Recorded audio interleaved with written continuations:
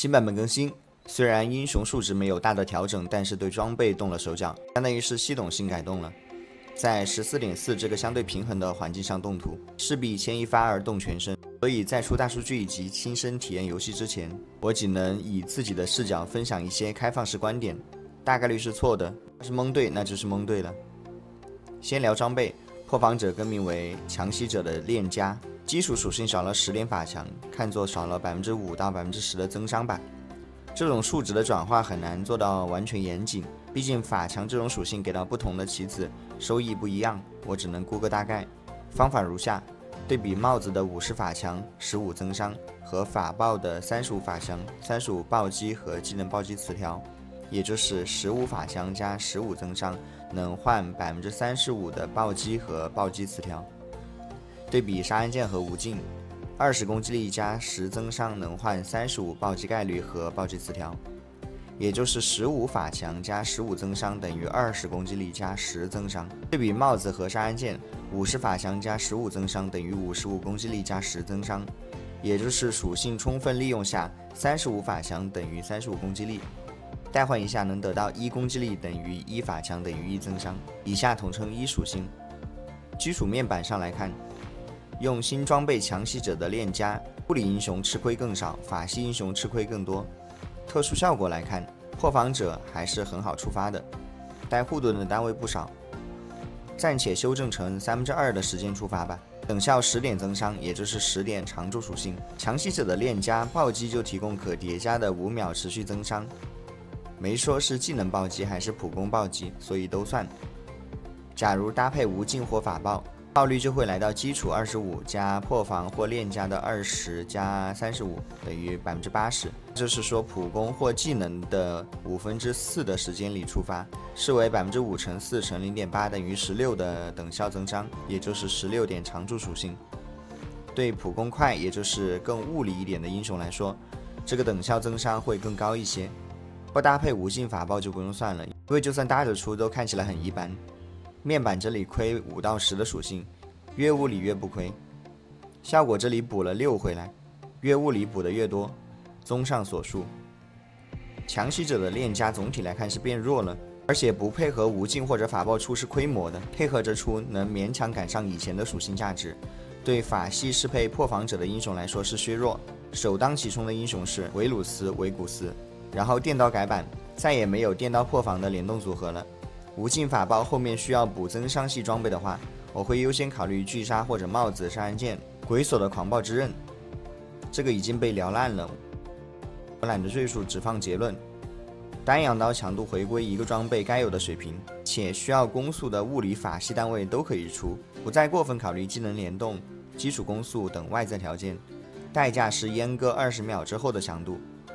新的双阳刀纯亏，救赎被振奋盔甲替代。如果搭配资源减少的改动来看，把团队光环救赎改成单体坦度增益是很好的。现在很少有主坦做满再空出个救赎的位置去给副坦。属性来看，救赎保守平均有 1.5 个有效单位享受常驻的 10% 减伤，也就是15点属性，换取的是50生命值，这肯定不行。大概得换225生命值才不亏。生命回复效果有没有亏损呢？等效的5秒是 2.5 乘5等于 12.5% 的已损失生命值回复，和每5秒 15% 比，从绝对数值来看是变少了，但是考虑到每秒回复会更平滑，这里近似的看作等价，但是救赎还能治疗附近友军，所以比特殊效果这块也是被救赎完爆了。综上，振奋盔甲纯亏模完全合不了。等等，更新公告上的振奋多给了10点减伤，那就是补了10点属性回来，但还是小亏，不如救赎。鲁安娜的飓风改成了海妖之怒，这个不是同类型的装备了，没法对比。不过单看海妖的数值，面板给30的属性，我这里把20的魔抗折算成5点属性了。因为海妖一般出给有攻击距离的单位，魔抗效果有限，叠加攻击力取个 A10 下的30吧，毕竟不像羊刀能左脚踩右脚。那就是总共给了60的属性，对比杀人剑的65属性亏个5点，但胜在能叠。和迅射或者自带攻速的单位联动，应该是件收益很高的装备。我的观点是，物理系英雄有额外攻速来源的基本必出。如果虚空之杖和青羽一样，第一次技能没办法给自己破抗，那我愿称之为极品。人家星域没泼到多 A 一下就行了，法 C 一轮能放几个技能呢？面板价值看的还是挺有诚意的，比正常的魔多给了5点属性，血手这个给的数值已经有点让人眩晕了，面板就给了60点属性，效果的护盾你就当白送好了。我已经想给物理后排出这个了，什么科技枪、正义往旁边烧烧，必削好吧。接下来是神器，硕刃在正式上线的版本里把后半部分词条去掉了，要是保留的话，让曾经的光阳刀颜面何存？不过就算是8%攻速的硕刃，也是超过一个神器的强度，顽强不屈。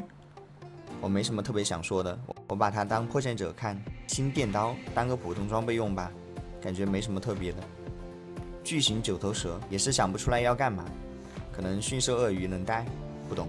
智慧默认机制救不了就纯给数值呗，给的还都是坦度，意思就是想让我把它给到一个能输出的法坦，最好还是靠平 A 输出。难道是醉酒狂暴皮皮桶？英雄的改动就不看了，看了也没用，因为我觉得全阵容都得洗牌。阵容推荐这块暂时做不了，最多在最后排一个我个人的梯度。说点宏观的东西，这是我自己给这些装备打的印象分，再次叠加。我还没玩到新版本，所以也是纯云子。表里看的话，受电刀和破防改版的影响，传统法系阵容会很难玩。代表人物是维鲁斯、维古斯的圣元，以及炸弹人和火男的火爆街头系。人造人的话没什么影响，哪怕是出虚空杖也无所谓。人造人回蓝快，技能能放很多组，而且本来就不出电刀。中端的阿罗拉也回调了伤害。物理系的前后排阵容可以说是全面开花，主要是海妖和血手的变态级存在吧。重枪、圆枪、高原泽力感觉会很舒服。那能掏这些后排的杀手节也会很舒服。驯蛇的话，我觉得还可以，因为海妖和高驯太契合了。猛牛斗法和堡垒摩甘娜这个看分段和外部节奏，不一定盘盘都好用。这张图就是我自评的阵容强度了。回头多打几盘游戏，有成熟的理解再更新一期。感谢观看，我们下期再见。